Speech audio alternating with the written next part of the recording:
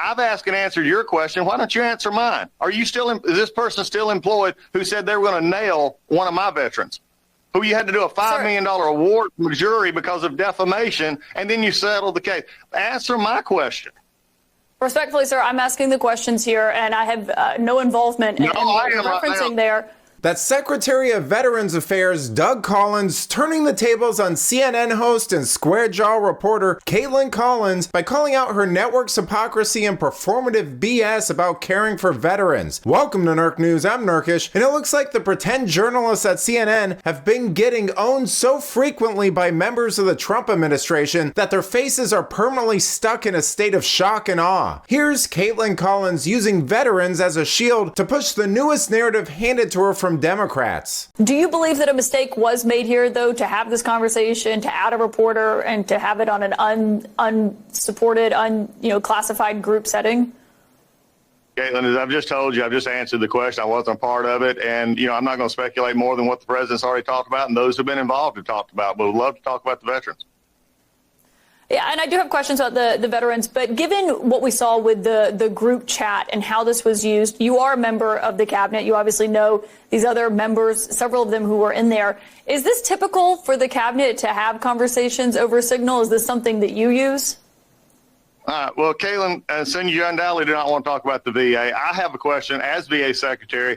As Cabinet, I want to ask you, because I've been curious about this, because my job is to take care of veterans, and I would like to know why CNN is hostile to veterans, especially one in Florida, where you just had a $5 million defamation suit taking offense at a veteran who was trying to help people. In fact, one of your employees actually said, we're going to nail him. I have a question for you, Kaitlan. Is that employee still employed?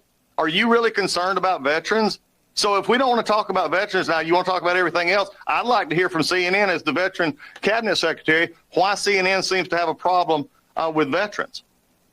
Well, Mr. Secretary, respectfully, my question was about whether or not you as a member of the cabinet use this. And respectfully, I'm conducting the investigation. And I do have a lot of questions for you on Veterans Affairs, but I don't think it would be unwarranted to ask what you want to do is talk about the subject I've already answered. And if you want to continue this like this, that's fine.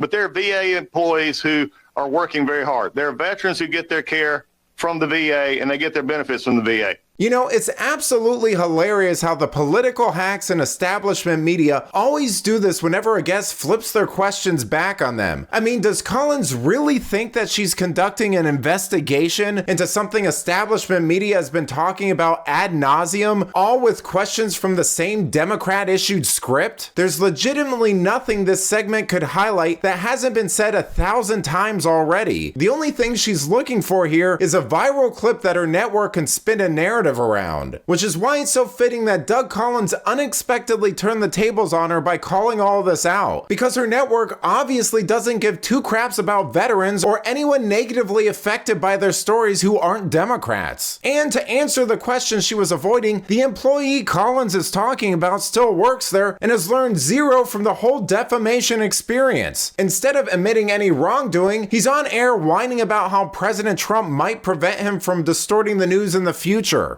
The 60 Minutes editing case would almost certainly fail spectacularly in court, according to legal experts. But Paramount Global, which owns CBS News, is currently trying to merge with Skydance Media.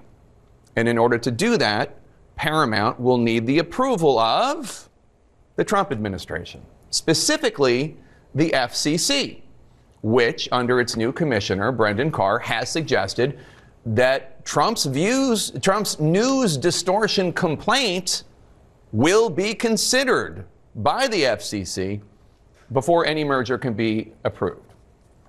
Broadcasters have a right to edit interviews.